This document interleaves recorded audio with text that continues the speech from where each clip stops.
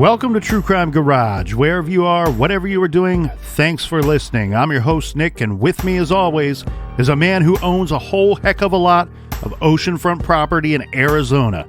He is the permanent vacation captain. Your mom's on vacation. It's good to be seen, and it's good to see you. Thanks for listening. Thanks for telling a friend.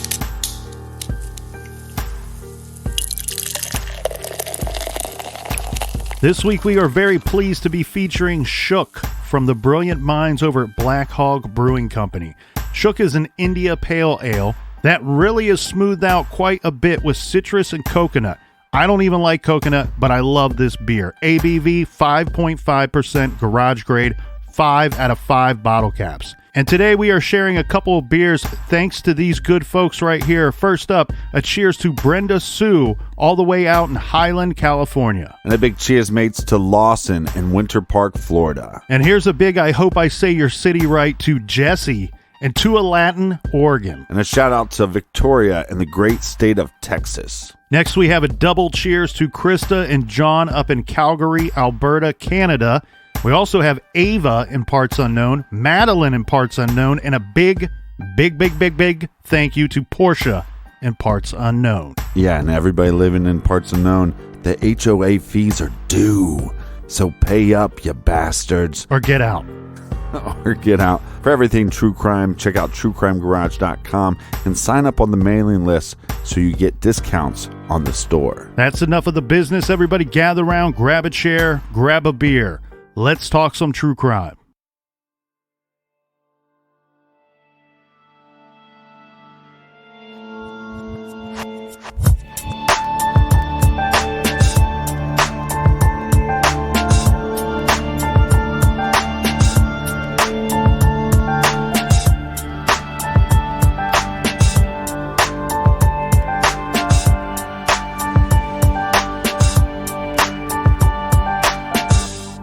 Morgan Chantel Nick was born on September 12, 1988. When she disappeared on Friday, June 9, 1995, she was 6 years old, 4 feet tall, 55 pounds, with blue eyes and long blonde hair. She had a protruding purple vein on the lower left of her rib cage and 5 visible silver caps on her molars that were scheduled to be removed later. The Amber Alert in Arkansas is named after Morgan Nick. An AY Magazine article by Janie Jones titled The Morgan Nick Story states, an old superstition says if you make a wish when you see the first lightning bug of the year, the wish will come true. But for Colleen Nick, lightning bugs remind her of the night her 6-year-old daughter Morgan went missing. And Colleen Nick had this to say in an interview back in 1997. Ms. Nick said she still has hope Morgan will be found alive. Quote, "You can't give up until you know for sure. I don't want to have to look my daughter in the eye and tell her I gave up." She goes on to say, quote, "I don't know who these people are that think they can do this to our children."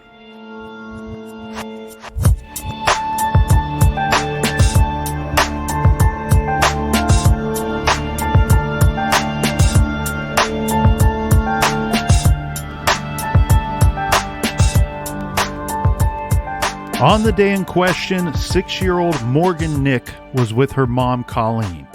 The two drove from their home in Ozark, Arkansas, 30 miles away to Alma, Arkansas. Alma is a tiny town. Population was under 4,000 back in 1995. The town is nestled in the Ozark Mountains. This is a rural area, but Alma is bisected by a major highway. This is Interstate 80, and Alma is only 13 miles from the Oklahoma border. Morgan and Colleen traveled to a ballpark to watch some Little League baseball games with friends who lived in Alma. They were meeting their friends there. It was a long day of baseball, with the final game between the Pythons and the Marlins starting later than scheduled and stretching into the 10 p.m. time frame. They estimate that there was about 300 people watching the baseball game. The crowd was involved, active, and at times loud. Morgan was wearing a green Girl Scouts t-shirt, blue denim shorts, and white sneakers. Morgan stayed close to her mother, hanging out with her on the bleachers. The little girl enjoyed silly pranks, and that night she was trying to trick her mother by climbing down by Colleen's feet and tying her shoelaces together. Sometime around 10:30 p.m., according to Colleen, Morgan was asked by some other kids to come and catch fireflies with them. Apparently, it was common for the kids hanging out during the games to play on a hill with grassy areas and a sand pile. This is adjacent to the parking lot. Morgan was shy, and at first she did not want to go, but then decided to ask her mom if she could join the other kids. Yeah, I saw it reported that the mom at first said, "No, I don't want you playing away from us." But one of the other mothers said, "Hey, it's common for the kids to go play over there." Yeah, the tricky thing here is the time involved. It's awfully late at night. It's going to be dark out. Yes, it was the common play area for the ballpark. And these two kids, from my understanding, they already knew Morgan. It wasn't like they were new to Morgan. Right. So this was a boy named Ty. He is 10 years old, and an 8-year-old girl named Jessica. So I think it also helps when granting permission to go off and play in a different area that these two children are a little older than your 6-year-old daughter. Yeah, and I don't think this other mother was at a line to say, "Hey, kids play there all the time," but baseball games are not played there all the time that late. So this area is fairly well lit, and Colleen said that she could see Morgan and the other kids running around from where she sat in the bleachers. Now, she does admit that she occasionally lost sight of her daughter. This play area was approximately 75 yards from where Colleen was sitting. But then the game ended. Now it's right around 10:45 p.m., so not too much time has passed between granting permission to go off and play and the end of this game. At the time, Ty and Jessica, the two other children, ran back up to the bleachers. But as Colleen quickly noticed, Morgan was not with them. When she asked the youngsters about Morgan, they said they last saw Morgan sitting in the parking lot. She was emptying out her shoes, according to the kids emptying out sand from her shoes. And after that, the two kids lost track of their little friend. Colleen is now on high alert, and she starts racing toward the parking lot. Given the situation the two kids just described, Colleen assumed that Morgan would meet her at the car. This is a Nissan Stanza. But when she got there to her car, there was no sign of Morgan. She looked for her in the area, asking everyone if they had seen her, but they had not. The ballpark was clearing out, and there was no sign of Morgan. Colleen got the other parents and even some of the baseball coaches involved in this search. Someone with a cell phone offered the phone to Colleen, and she called the police. Authorities were very quick to respond, arriving within 6 minutes of Colleen's frantic call. Once on the scene, the two little kids that were playing with Morgan, Ty and Jessica, told authorities that while they were playing, a man that the two described simply as creepy. Mm-hmm. This man came up to the three children and spoke to them. Well, interesting, since it's 1995, that somebody had a cell phone, so that's lucky for them and good for the police to respond as quickly as they did. Do we have a report of what El Creepo said to these kids? We do and we don't, and I think we can dive into that more later when we're looking at the details of this possible suspect. But I think what we should talk about here is why he immediately becomes a suspect. Mm-hmm. So from the general understanding that we have in this situation, we have about 300 people at this ballpark. And yes, it's loud at times. It's busy. There's a lot going on. These games were stretching far into the night, much later than expected. Right. This man, according to these two children, spoke with Morgan. Remember this time frame, this window of time when this little girl goes missing. It's about 15 minutes. Pretty short, right? Yeah. This guy, during that time frame, speaks to this little girl and the two others. Right. Now, the reason why we don't have a 100% confirmation about what he said to the children is because police stated early on, this guy's a suspect. And we are holding back the information of what was said to the children by this man. Right. because we need something to weed out any possible false confessions or false confessors that may come forward. Right. He becomes an immediate suspect because during this short window, he interacts with the 3 children, one of them who went missing, and apparently, once it is known that Morgan is missing, has disappeared, this man is gone too. Nobody remembers seeing him or his vehicle after they noticed that Morgan was missing. Right, and I think a lot of people would assume that this guy is El Creepo is driving around in an El Creepo van, but he wasn't. So this man is described as having a short or clipped beard. Some reports state that it was a half an inch thick. He's estimated to be about 23 to 38 years old, about 6 feet tall, 180 pounds, slicked back dark hair, wearing denim cutoff shorts, no shirt or shoes, with a hairy chest. All right, so he has a hairy chest and he's wearing jorts. He spoke to the kids in what they referred to as a hillbilly accent. So I'm just assuming that these other 2 kids are possibly not from around there, because I think this would be kind of a standard local accent, because it is Arkansas. The 2 children were from Alma, from that area, or lived in that area. Who knows where they could have been born in Alaska for all I know. Right. So maybe it wasn't common in their local area. Yeah. The interesting thing here too, Captain, is that the 2 children were not the only ones to see this, what we will refer to as, quote, the creepy man. One female adult witness reported seeing the man as well.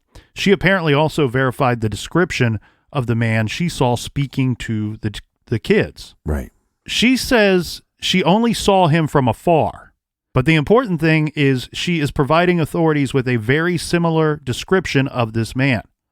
Later, this woman was actually hypnotized by authorities in Little Rock to see if she could provide any more information. Unfortunately, she could not.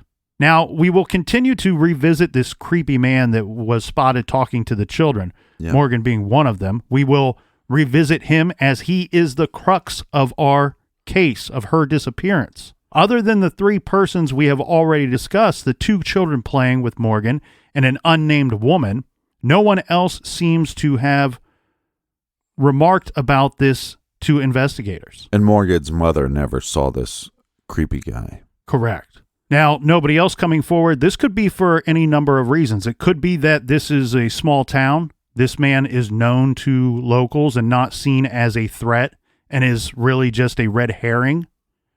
Or he could be someone who had a legitimate reason to be there that night, so he didn't trigger any alarm bells.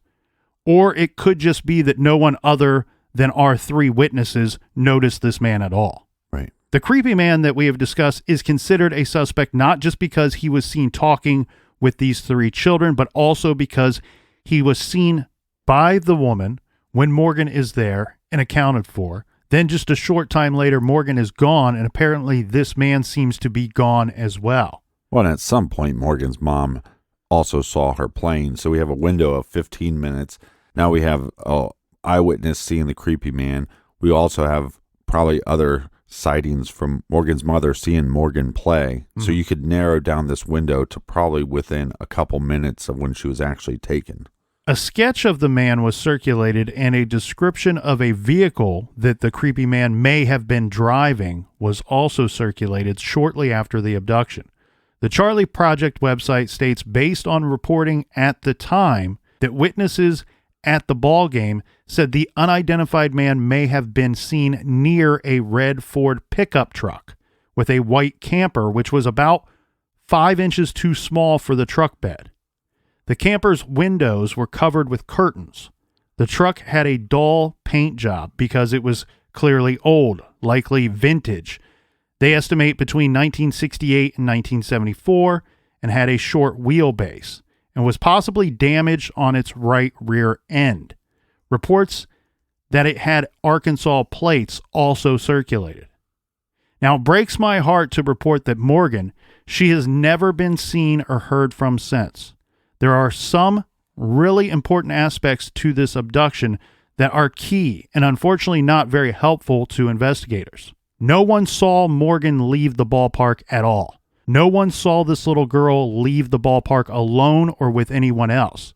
She simply was there, and then she wasn't. Well, right. And nobody saw her leaving because she was in the camper in the back of that truck. It is usually reported in connection with this case that there were other attempted abductions around this same time. Now, one in particular reported was that earlier that same day, in a laundromat in Alma, there was a bearded man trying to pull a 9-year-old girl out of the laundromat and into his truck. Somebody stepped in, intervened, and this abduction was stopped. Red truck? It says his truck. I don't have a description of the truck itself. Right. Also on the day Morgan was abducted, June 9th, 1995, there was another attempted abduction. This was reported from earlier in the day. This is in regards to a 4-year-old in Alma. The attempted abduction stopped when the girl screamed and was saved by her mother. The suspect, it's been reported, resembled Nick's abductor. The next day, June 10th, an attempted abduction of a 9-year-old girl is reported in Fort Smith. Fort Smith is just about 15 miles away. The girl reported a suspect resembling Nick's abductor tried to get her to go into the men's restroom with him, but she resisted. I do want to throw out a little caveat to everybody listening out there. Those 3 attempted abductions, those are legitimate reports that we found. I have some suspicions that there were actually only 2. Right. And that one of the stories of an attempted abduction has kind of changed or, been molded throughout the years, so it sounds like it's a second report. But there are 2 legitimate. At least 2 of these are absolute legitimate. The third possibly as well. It's just important to point out here that we have at least 2 situations where somebody's stating somebody that looks like this same guy right, possibly could have tried to abduct a young girl just within 24 hours of Morgan Nick going missing. And we'll put the composite drawing on Instagram, Facebook, Twitter, all that stuff at True Crime Garage. Just a couple weeks later, this is on June 26th, a gardener claimed he saw Morgan. This is Albert Harvey. He's a gardener for State Representative Wanda Northcutt. He told police Saturday morning that while clearing brush from behind Mrs. Northcutt's home, he saw a man trying to get into his truck. He said the man had a blonde-headed girl with him. And when the man realized Harvey had seen him, the man grabbed the child's wrist and fled into a nearby thicket. He claimed the man matched the description of Morgan Nick's alleged abductor. Right. Police concentrated their search on an area around Mrs. Northcutt's home. Searchers combed the area on foot, horseback, and 4-wheeled vehicles. They used police dogs and a helicopter. This article goes on to say the nationwide search for Morgan has produced hundreds of leads, but nothing concrete. A widely distributed composite sketch of the suspect shows a white man with salt and pepper hair and a short beard, driving a faded red Ford pickup with an ill-fitting white camper shell. Police find nothing during this search, not even a clue or a lead. Then Albert Harvey took a polygraph. Afterward, he said he made the story up. He apologized and had no explanation for Morgan's family. Yeah, that's so stupid. Again, that's why we point out that they hold things back to weed out the crazies, the false confessors that come forward. This man just wanted to be a part of the story. Right. And he offers a false lead to police. The aggravating thing here for the victims and for the families is that police efforts are concentrated on this man's bogus story. Well, yeah, the time and the effort they spent searching. I mean, you're a lying shit princess. This is less than 3 weeks after the abduction. This is crucial time here being wasted on a bogus story. Right. It's very crucial. And also, if his story is correct, it's telling us something. It's telling us that this perpetrator kidnapped this girl and that she's still alive, and that there's, you know what I mean? Like it's false hope for the right. investigation and that the girl is still alive. The 4th of July Baxter Bulletin newspaper ran a story about the TV show America's Most Wanted. which ran a segment on Morgan's case just July 4th of that year. Right. Which produced a lot of tips, some coming from other states, Texas, Washington, and Alabama. Any leads that police were calling hot were run down, and nothing came of the tips and the information provided by tipsters. Then on July 7th, 1995, less than a month after Morgan was abducted, a Baxter Bulletin headline read, "Girls report kidnap attempt. Third such incident during last 10 days." The article goes on to tell this was a possible abduction attempt in late June in Cotter and one last week. So that would be late June or early July. This took place in Mountain Home. Right. The article does not describe the attempts, just saying that the suspect in both cases resembled the composite sketch of the creepy man that was released after Morgan's abduction. The third attempt stated it's detailed and quite alarming, taking place on July 5th and 6th when two men, one described as 20 to 30 years old, about 6 feet tall, weighing about 170 pounds with short hair and a black beard, wearing a black shirt and black pants. Now, the other man is described as younger, possibly a teenager with blonde hair. The younger man was driving an older two-tone brown car with Arkansas plates with 711 as the last three digits. The two girls were both 11 years old and said the two men tried to pick them up in a Pebble Creek subdivision. The report states that they tried to run the girls over when they refused to go with the men. The girls said they saw the men again the next day. After seeing them the second time, they told their parents and the police were notified. Yeah. There was an active manhunt for these two men. However, Sheriff Benny Magnus, who would have known a good deal more than what we have here to report, stated he did not think these incidents were related to the Morgan Nick case. Well, right. And let's unpack this a little bit. We have several eyewitnesses see possible other abductions, and they state that there's a single individual, and they mentioned this truck, possibly a red or faded truck. So it wouldn't be that uncommon if the abductions were going to continue that the perpetrator would switch out his vehicle for a red truck to a faded brown vehicle. But now you have another suspect with that individual. And I think that's where they're separating the two. Well, I think that presents a lot of good questions about the description we're given of this creepy man at the ballpark. Right.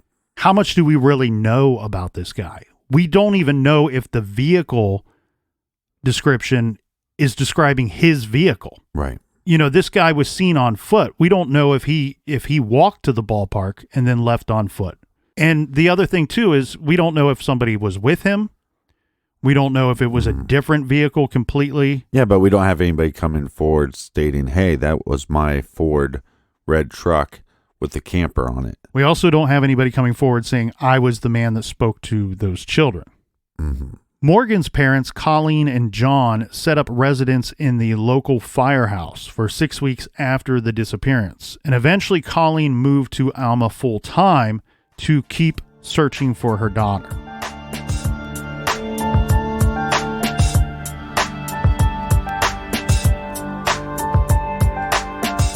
I'm so excited for 2020. My New Year's resolution is just a better captain. And that starts by eating better. And this year, I'm going to eat better, and I'm going to spend less time and money at the grocery store thanks to ButcherBox. ButcherBox is amazing. It's high-quality meats, and it's going to be my number one source of protein this year. And over the weekend, I cooked the best pork chops of my life. And I'm not a chef. I'm not a master griller. It was the quality of the ButcherBox pork chops. Amazing. Every month, ButcherBox ships a box with 9 to 11 pounds of high-quality meat right to your home. That's enough for 24 individual meals. All meat is free of antibiotics and added hormones. It's packed fresh, shipped frozen, and vacuum sealed. with options like 100% grass-fed and finished beef, free-range organic chicken, heritage pork, wild-caught Alaskan salmon, and sugar-free and nitrate-free bacon, available for just $6 a meal. ButcherBox is the most affordable and convenient way to get healthy, humanely raised meat. They even have free shipping within the continental U.S. Right now, you can get 2 pounds of salmon absolutely free, plus $20 off your first box. Just go to butcherbox.com/garage and use promo code GARAGE at checkout. That's butcherbox.com/garage and use our promo code GARAGE at checkout.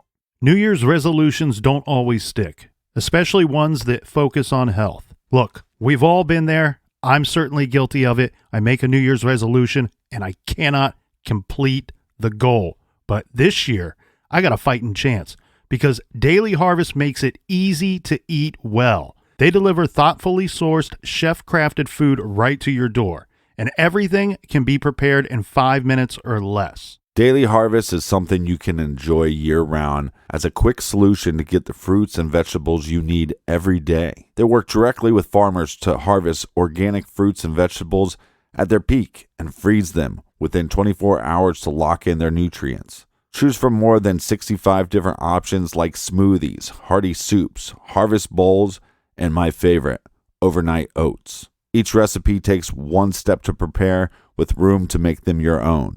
Add your favorite milk to a smoothie or heat up a harvest bowl and top it with avocado or a fried egg. I am new to Daily Harvest, but it was love at first bite. The first thing that I noticed about Daily Harvest was their wonderful website and how customizable their options are for me. And I'm a soup guy, Captain. Captain has teased me for years about being a soup guy, and I love the soups from Daily Harvest. You have to check them out. And the captain has been telling me, Nick, you need to add smoothies to your diet, to your routine, and I am now, because Daily Harvest makes it easy. Go to dailyharvest.com and enter promo code GARAGE to get $25 off your first box. That's promo code GARAGE for $25 off your first box at dailyharvest.com.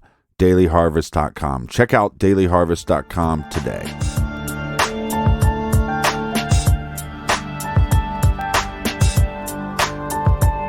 All right, cheers, you filthy animals.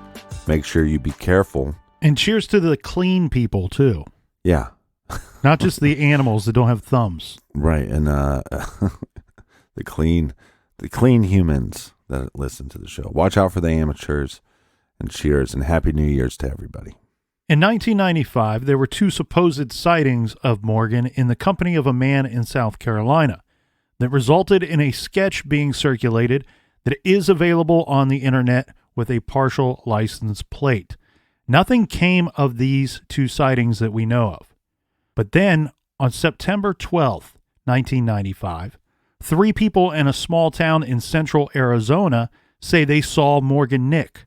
3 people reported seeing a little girl who looked like Morgan, accompanied by a man matching the description given on the composite drawing, driving a late model Ford pickup with Arkansas plates.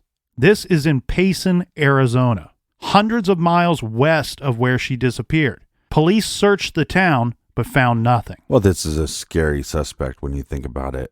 Eyewitnesses see a man at the ballpark with a truck, possibly a camper attached. This individual could be a nomad. Yeah, and really with all of these stories, whether it be a sighting or another possible abduction, I really just wanted to learn more of the details of such because they're really left out of these stories here, and to see if we can find anything that matches up with what we do know about Morgan Nick's disappearance and abduction. Usually what I find here, Captain, is when you have that type of situation where it's actually not connected to the case at all or followed up on and it just really goes nowhere, that's why there's a lack of details because they're not really necessary to this story. So one has to wonder, is there truth in any of these other possible connections or even some of the sightings of Morgan Nick? But it does show you the grand scale of this investigation and how everybody out there was aware of this missing girl. Right.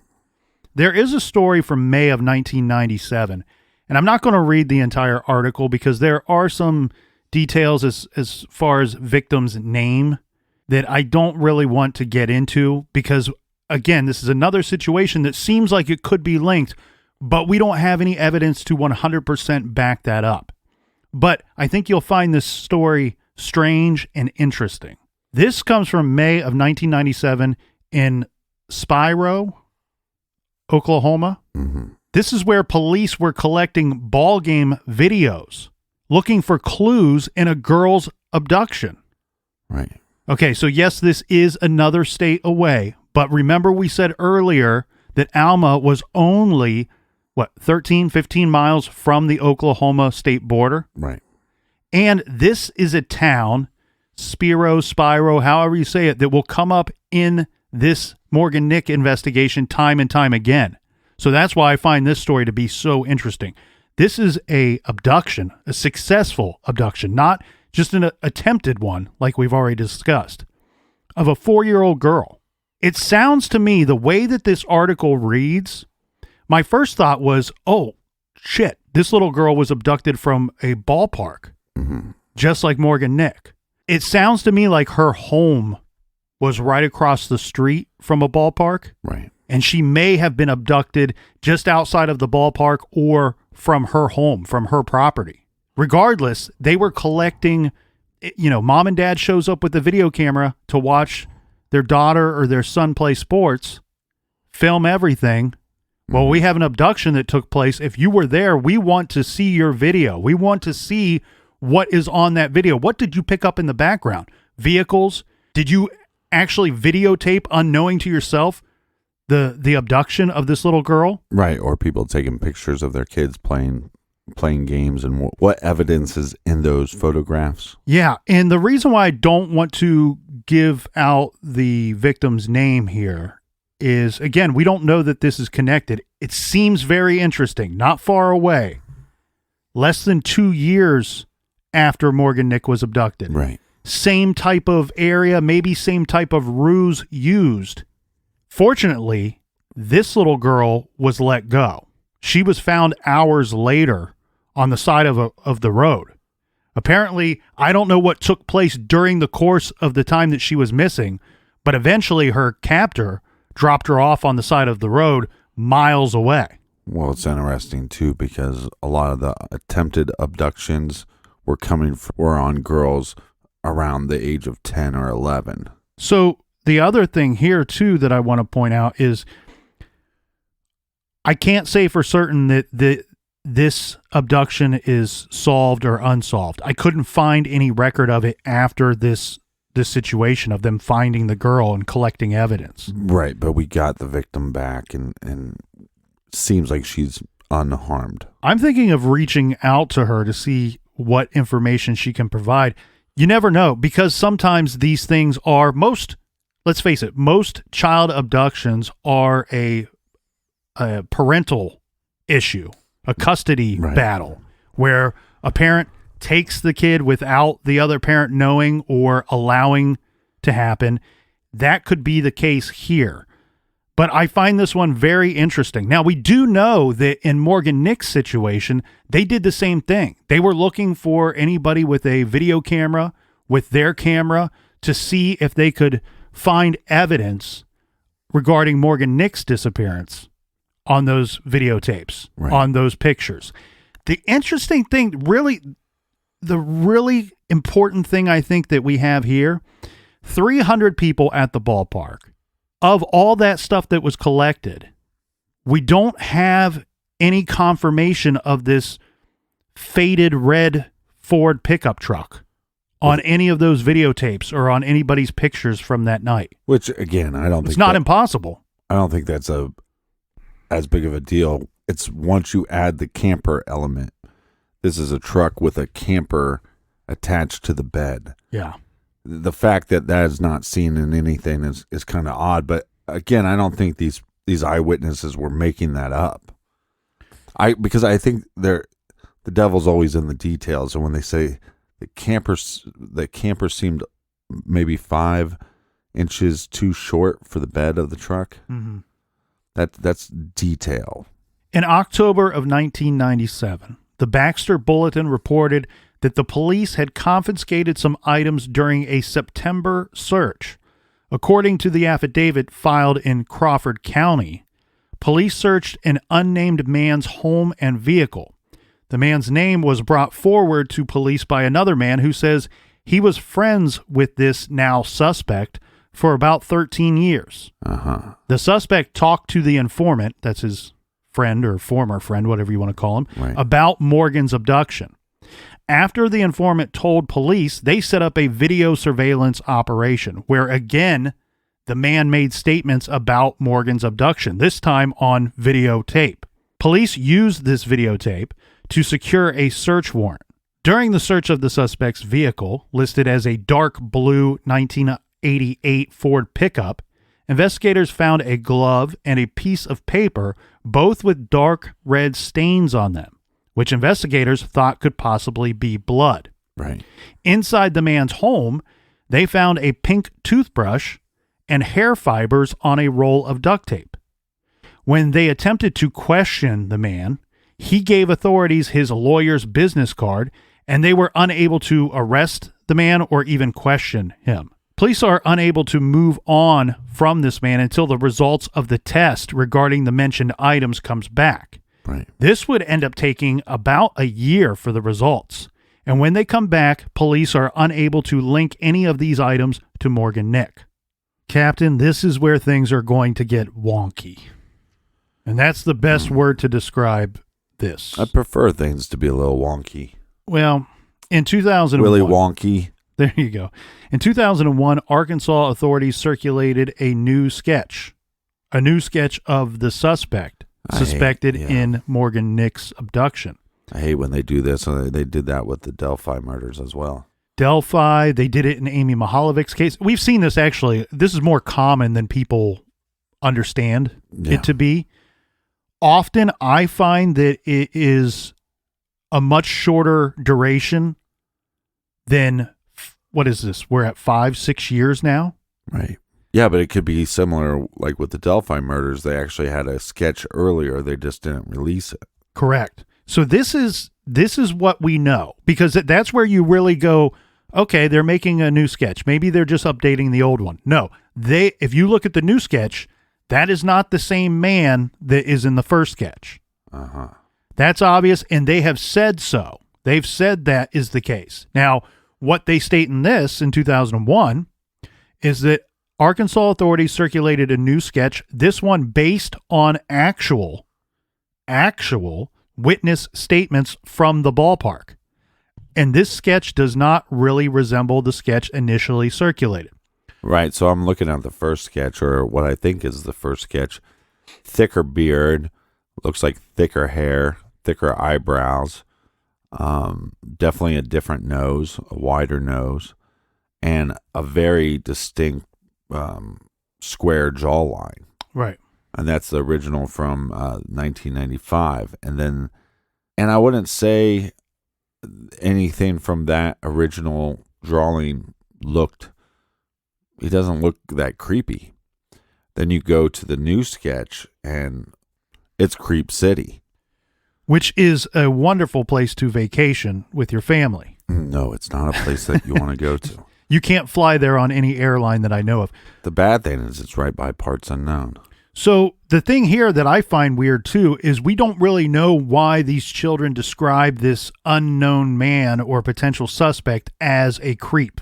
Right. We don't have any details to back up that statement. Oh, he was creepy because of A, B, and C. No, we just have their general statement of a 10-year-old and an 8-year-old saying that he was a creepy man. Yeah, but again, I think if you look at the original sketch from 95, it looks more cartoony to me. So I think seeing that, I'd go, the creep bells aren't alarming. They're not going off. But in this new one, kind of looks disheveled. Kind of looks like it's almost like a beard that the guy's not trying to grow out a beard. He just hasn't shaved. Maybe possibly receding hairline. Again, slicked hair, but it almost like greasy. Not because they put product in it or anything, but it's just greasier hair. And then the eyes, to me, they look like dead eyes.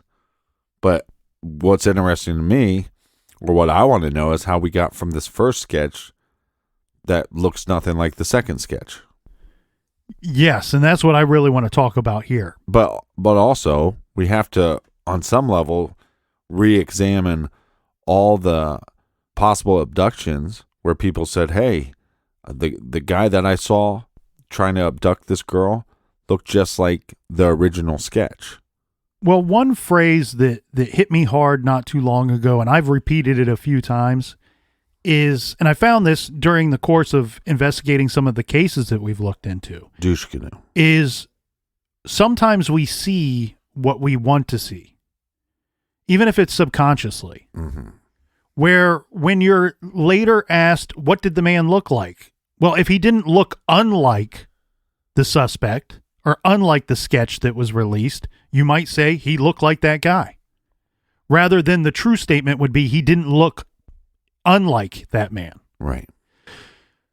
So you ask a very good question. How do we get from one composite to what is obviously a different man that is drawn and released to the public in the second composite drawing? It absolutely drives me insane. So there's some good information on that. Regarding, in comparison, the first sketch to the second, one thing that I find interesting too, Captain, is the first sketch, we have a description of what the man is wearing. He's wearing the cutoff jean shorts, no shirt. They're called jorts. No socks, no shoes. In the second composite, we get no description of what the man is wearing. Right. Originally, when panic set in the community, when Morgan Nick was first abducted, within the hours and days of the abduction, the original thought by the locals was that this had to be some outsider. This had to be some maniac, some sicko pervert passing through that took Morgan, and we don't have to be afraid because he's not a local. He's not here anymore. When they released the composite, a lot of that thought and fear shifted to that it could be a local. Why? The description of the vehicle states that possibly had Arkansas plates. Right. Then on top of that, when you really start to think about it too, the description of the man, shirtless, with no shoes. Hairy chest.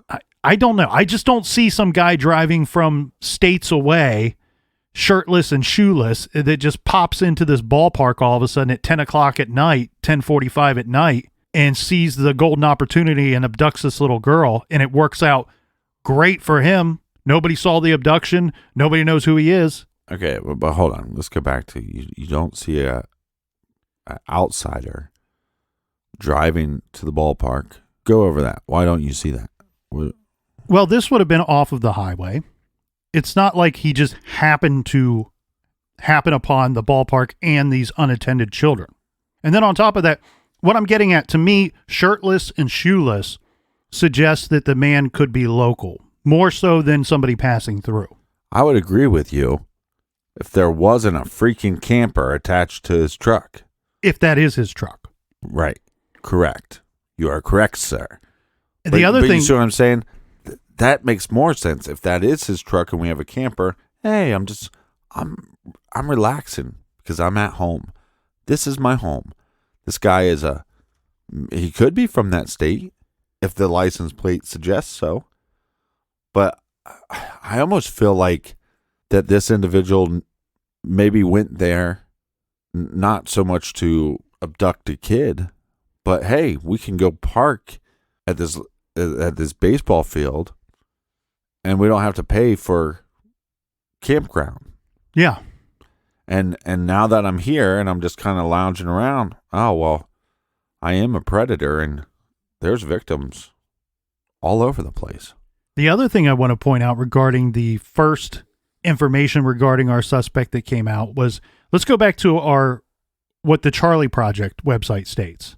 Based on reporting at the time, the witness at the ballpark game said the unidentified man may have been seen near a red Ford pickup truck with a white camper, which was about 5 inches too small for the truck bed. I'm with you, Captain. I like the detailed information there. Right. The camper's windows were covered with curtains. Again, I like that. Maybe he's considered creepy because you don't see these campers all the time. Maybe the kids found that to be weird. Yeah, I mean, we did a big campaign last year about banning the van. Maybe it should have been banning the creepy. I call them cowboy campers. Well, yeah, I don't want to. How about ban the creepy camper? And it'll be a truck with a camper on it.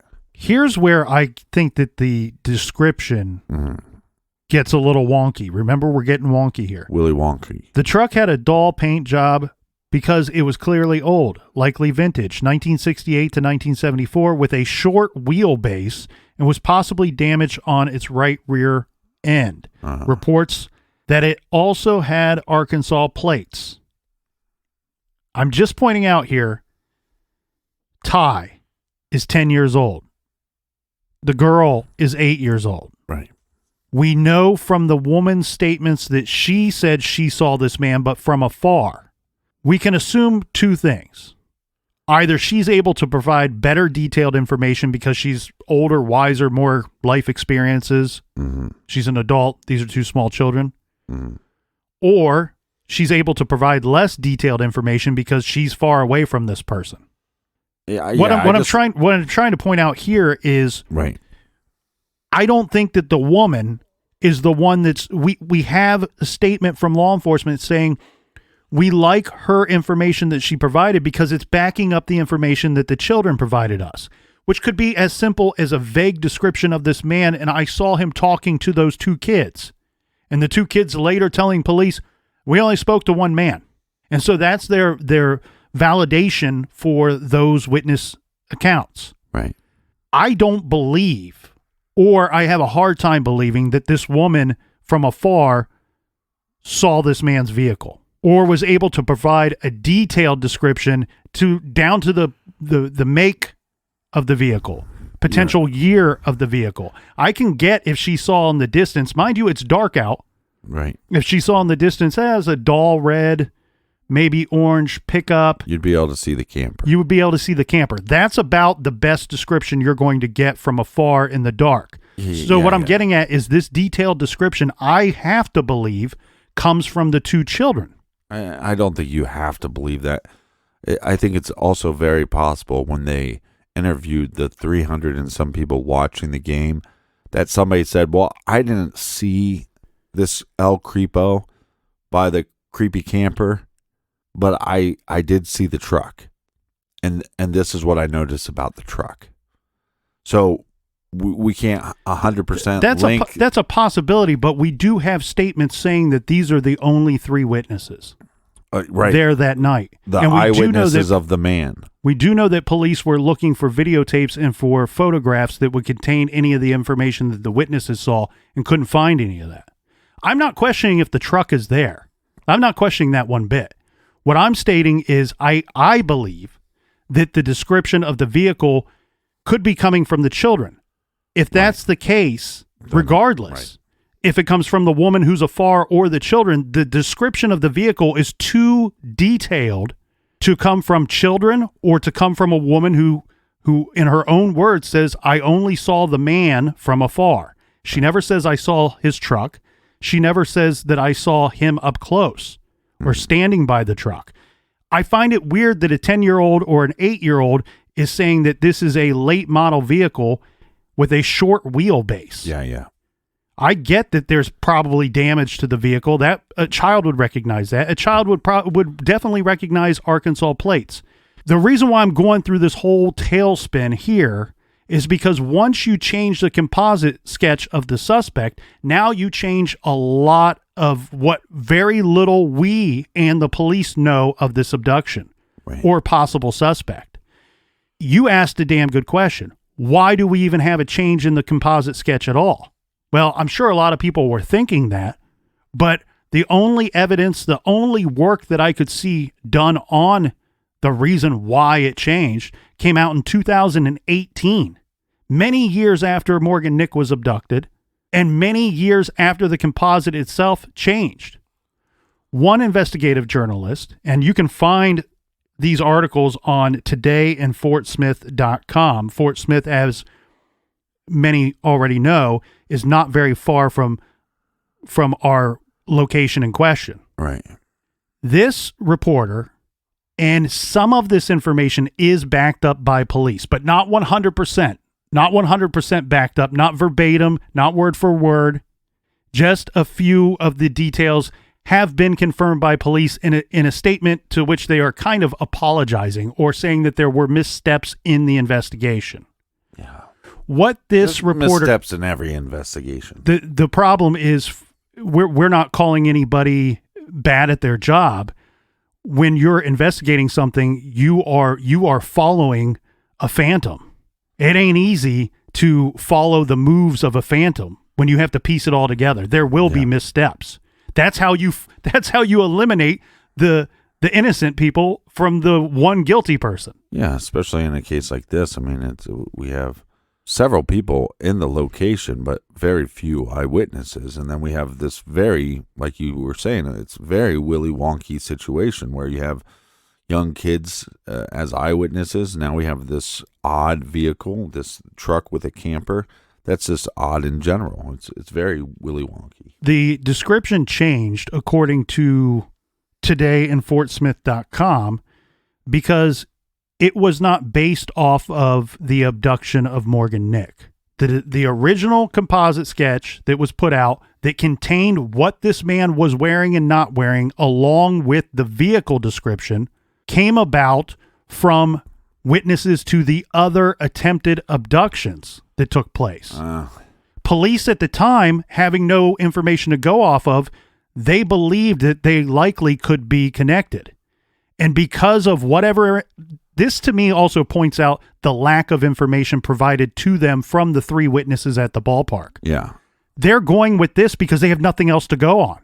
And what they said was, we made the composite of a man that was seen in one of the other abduction attempts, showed it to our three witnesses at the ballpark, and they said, yeah, on a scale of 1 to 10, it's an 8.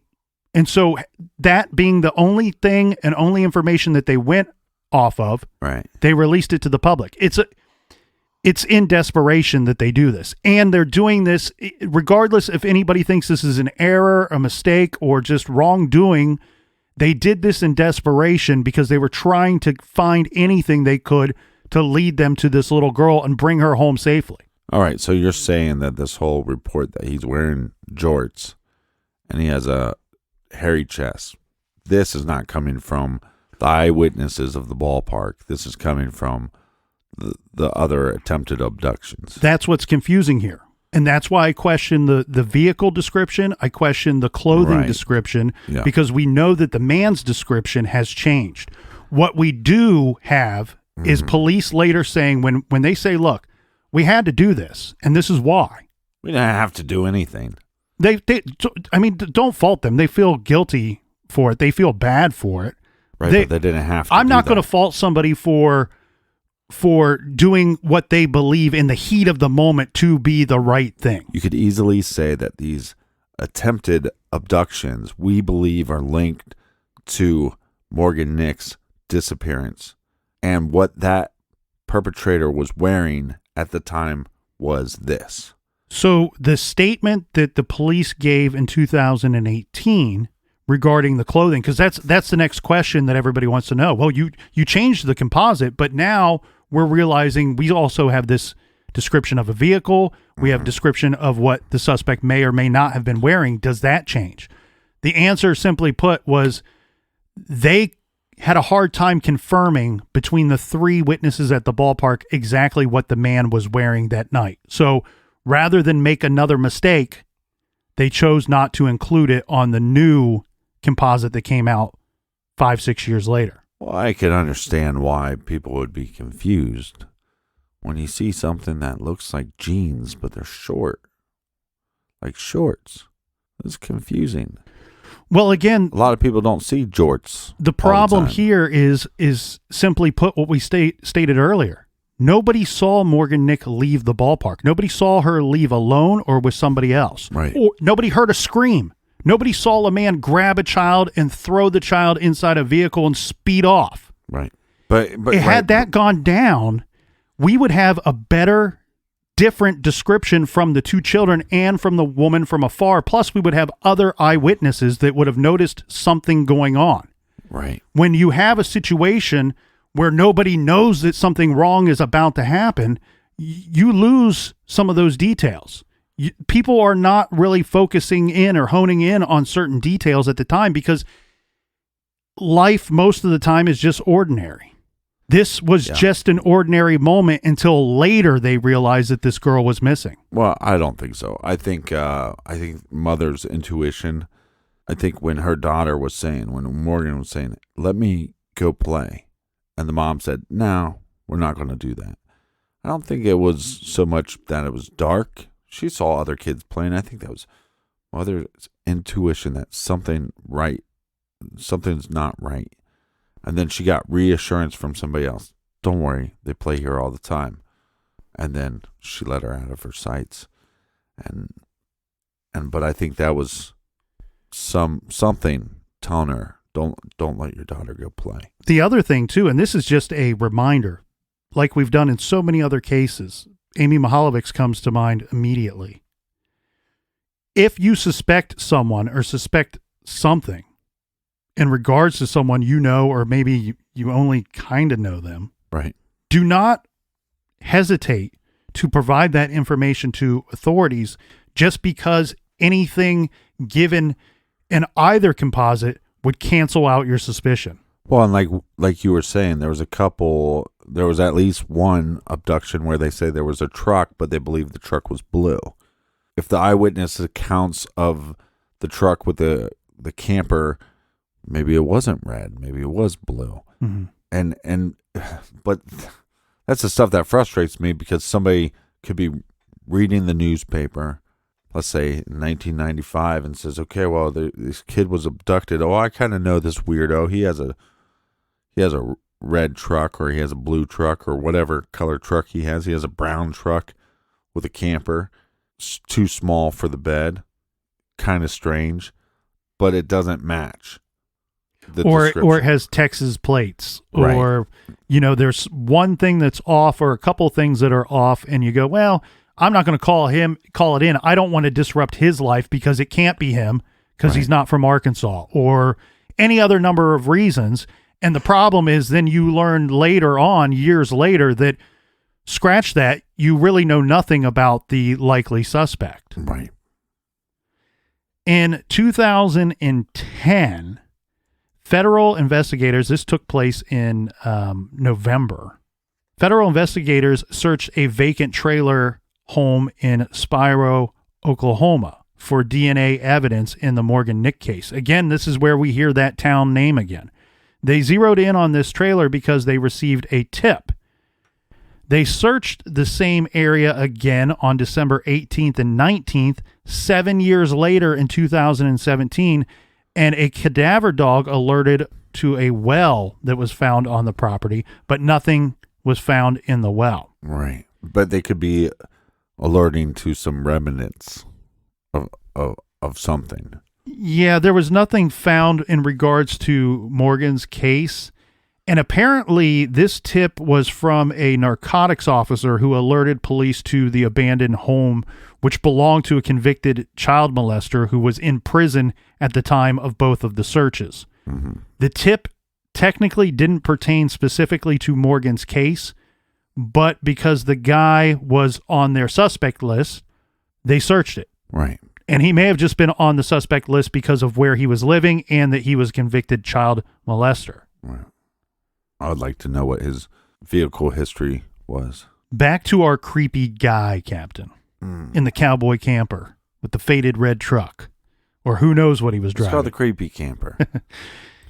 Further, according to the 2018 investigative reporter looking into the case, this is the one that I feel put out some good information. You can call it a leak. You could call it speculation, what have you. Mm-hmm. It's thought-provoking regarding Morgan Nick's case that I'm hoping does not dry up. This investigative reporter said that the FBI profilers that took a look at the case concluded early on that the shirtless man seen talking to the kids was not a likely suspect. Really? They thought that it would be certainly strange for someone shirtless and shoeless to abduct a child, and his somewhat ragged appearance seems to indicate that he was likely a local who lived nearby. what they are kind of suggesting here, Captain, is maybe this individual didn't belong to that vehicle, right. to that truck. Right. Maybe it was somebody that lived nearby that happened to be passing through on foot or had a reason to be at the ballpark. Right. Shirtless, shoeless is awfully casual. Yeah. Again, I don't find it that casual if your house is in the back of your truck. Right, but I think what the FBI profilers are pointing out here is a couple things. One, we don't know if this man that was seen that spoke to the children, in fact, took Morgan. Right. That's just the suspicion. Two, we don't know if he and the vehicle belonged together. Right. Three, we don't even know if he had a vehicle there with him.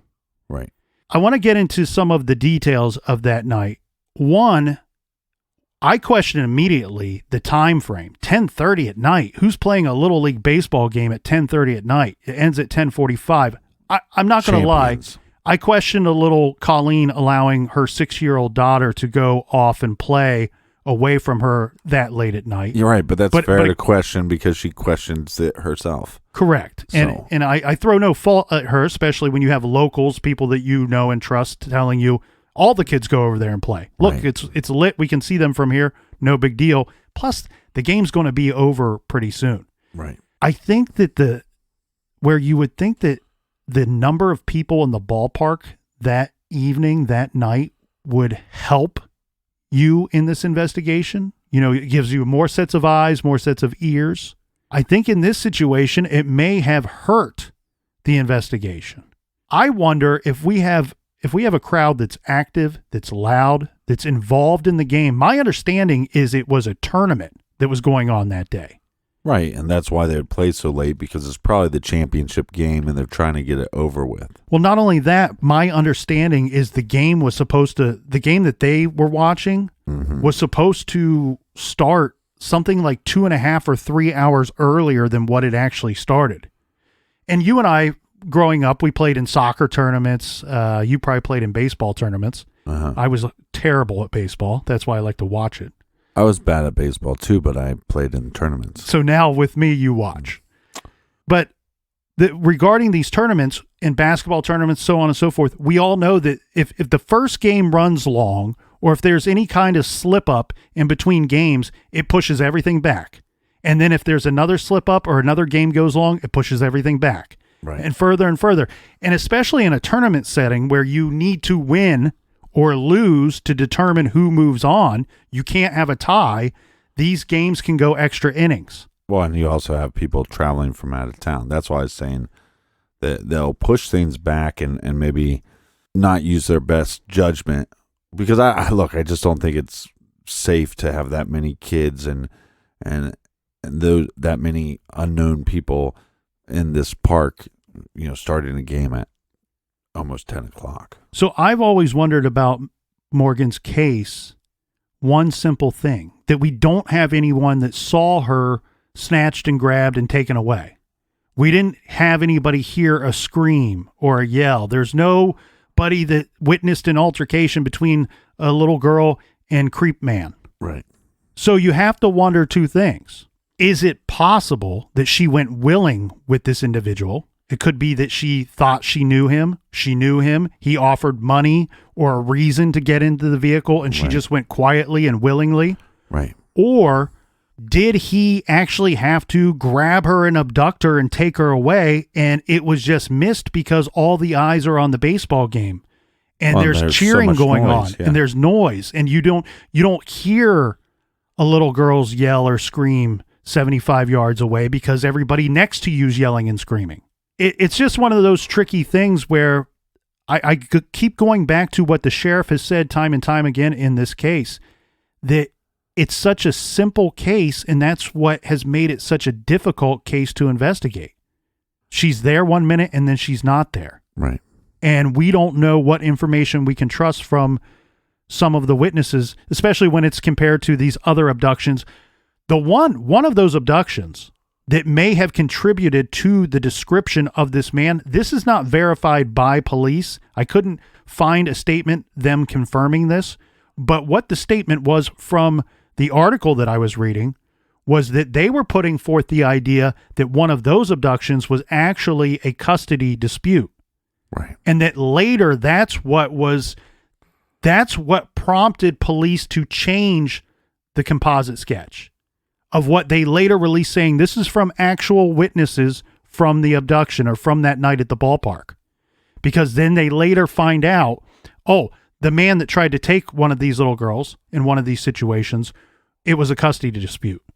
That's why I wonder if the vehicle description that is so detailed, if it may have come from someone that knew that man or saw that vehicle up close and personal, or saw it for a longer period of time rather than what these children at the ballpark saw. Yeah, it bothers me, like I said, but if the FBI is, look, they have the best profilers. They've done profiles on individuals where they say some of the craziest stuff. You know, like we think that the perpetrator's favorite color is orange, you know. Or he might have a disfigurement or a speech impediment, or he's, you know, there's all kinds of things that are interesting. Yeah, but when they're correct, and it's like this very tiny detail of how the hell did they know that? How the hell could they profile for that detail? Mm-hmm. And so for them to say, well, look, we got no shoes, we got no shirt, we're thinking this guy is a local guy. Again, I don't know the ballpark that well. So the ballpark, from my understanding, is now a parking lot. I was trying to look up the ballpark, even if I couldn't find pictures from 95, if I could find something closer to today. I could not find anything. Yeah, to get an idea of the layout and the size. I really wanted to know the size of it and what was in the immediate area, because some of the ball fields that we played at growing up, some of them were very small, containing one diamond. One diamond, or maybe two. Others contained 12 or 15. He didn't play a lot of baseball. I kept wanting to call it a field. Court? It was a court? Was it court? I was more of a field guy. No, because some places, you know, when traveling for music and stuff like that, I'd see these one diamond in the middle of town. And there was just a couple parking spots around it. It's almost like people just parked at their houses and walked to the diamond. And then there's a lot of other places that have multiple diamonds. And so you just wonder, again, because we don't have that information on hand, it's hard to get a perspective. But again, I just don't see, look, I'm no FBI profiler. Most of the time, I'm a giant idiot. But I just don't see that it's that hard for people to think, if this individual stopped and parked there to stay, I'm with you on that. With a camper. That makes sense. That why wouldn't they just throw on some sandals and, you know, I just woke up from a nap and I have no shirt on and I got this hairy man chest and I'm going to show it off. Do a little peacocking. The wannabe profiler in me tells me that this ball field, the ballpark, whatever you want to call it, is probably on the smaller scale. Because if the games did, in fact, get pushed back to the point of 2.5 hours to 3 hours delay, right? If they had multiple diamonds, you could easily move those games to an open diamond. Right. You see what I mean? Rather than just making everybody stuck there for an extra 3 hours. But hold on. I played a lot of softball tournaments, and sometimes what happens, it's somebody that got into the loser bracket, and they just kept winning. And then it became a situation where it's like, well, we think that this team, you know, you have to lose 2 games and you're out. Well, the team with 1 loss ends up destroying a bunch of teams, getting and facing a team that has no losses. And they have to beat them twice in a row. So that might be a reason why somebody got pushed back so far. But I also question how, again, people from this town will know, and hopefully we can get some conversation on the blog about these diamonds and how many were they and how were they connected to the rest of the town, and were they by a lot of residencies. I'd like to know that, because I think that could give us a better outlook on this case. The other thing, too, that you have to question is the profilers or the FBI agents that worked this case early on. They, unlike us, would know exactly what the children said their conversation was with this man, the information that they've been holding on to. Yeah. Because, again, there could be something very simple in that conversation of, oh, yeah, that's my truck. Well, the profilers are the ones saying that they think it's unlikely. Now, I question a lot of this stuff because we don't have actual agents' names to apply and to attach to these statements of, we believe that the man that spoke to the children, the shirtless man, is an unlikely suspect. Mm-hmm. But one thing that comes out in some of these articles, Captain, is that this was leaked. This is not confirmed, but it was that the man came up to the children and yelled at them because they were breaking bottles, and he was concerned about broken glass in the area and in the parking lot. Right. If, in fact, this is true, that's where you have the FBI agents going, okay, he has a reason. He has a purpose to speak to these children because of their actions rather than something he's trying to do. Therefore, we don't think he is a likely suspect. There's a chance that the man just doesn't recall speaking to children that night or spoke to many children that night. What I do call into question is, why has this man not come forward? Just like you pointed out earlier with the very detailed description of that truck. If you saw that description of that truck or heard it immediately, and that's your truck, you know that's your truck. It's not, there's no question about it, right? Yeah, well, no, and the camper also somewhat makes some sense as far as like travel baseball goes, is because you'd be playing this tournament and you would, one of my neighbors has a big camper, and they got the big camper to start going to their grandkids' sporting events. And they just thought, what a great way to go, and it will give the family a place that they could hang out in during their off times. So it makes sense for a lot of the people that were possibly at the Ball Diamond that night to have something like that. There is a statement that I found, Captain, that does offer some hope for this investigation, and that comes from Chief Russell White. He is the Alma PD police chief back in 2015. He acknowledged that they have a, quote, lead suspect in the case, but not enough evidence to make an arrest. Right. Which that is very hopeful. And again, but maybe we can create some kind of conversation, some dialogue as far as the blog goes. Go to truecrimegarage.com. If you have any information about this case, even if you think it's very small, put it out there. There's a lot of intelligent people that visit the blog and put out information and some theories. Not that we always agree with them, but I like actually posting the ones that I don't agree with, because I think it's a different viewpoint out there. Like I said, I think we can create some dialogue. Hopefully that helps maybe even create a new lead or a new angle that they could go after this suspect with. After receiving more and more invitations to speak at schools and churches, Colleen Nick formed the Morgan Nick Foundation, which is a nonprofit headquartered in Alma. Colleen said in an interview, quote, "We still don't know where she is or what happened to her, and we absolutely intend to know that. Our message to Morgan, if she ever hears or sees or reads anything about her own case, is that we are coming for you, and we are coming with an army of people who have been fighting for you. The Morgan Nick Foundation offers support to families of the missing and acts as a liaison with police and the media. Members strive to educate teachers, students, and communities about safety skills and preventative measures they can take to ward off possible kidnappers. The foundation encourages legislation that protects the rights of children and enhances law enforcement's ability to find the missing and bring them home."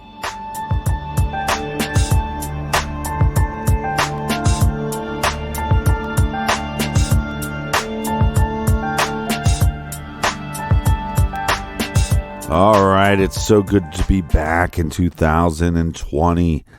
It's the year of the garage. For all of our old episodes, check us out on the Stitcher app, and also check out our bonus episodes called Off the Record on Stitcher Premium. Until next week, be good, be kind, and don't litter.